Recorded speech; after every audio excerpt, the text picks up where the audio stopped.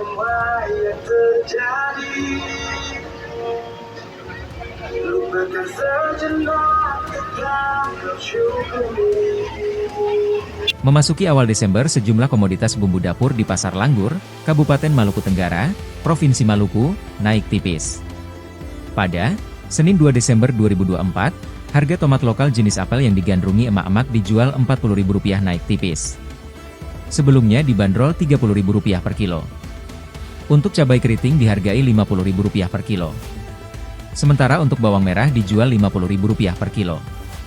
Bawang putih dihargai Rp60.000 per kilo naik tipis dari harga sebelumnya sebesar Rp50.000 per kilo. Sedangkan untuk sayur buncis dihargai Rp40.000 per kilo. Naik tipis dari harga sebelumnya Rp25.000 per kilo. Kol dijual Rp30.000 per kilo. Kentang Rp40.000 dan wortel Rp40.000 per kilo. Debi, salah satu pedagang di Pasar Langgur, mengakui beberapa komoditas memang melonjak naik seiring tanggal 27 November kemarin.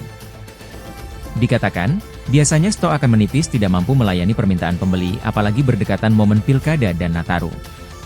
Misalnya saja sekarang, lanjutnya stok menipis tomat dan buncis mulai naik tipis.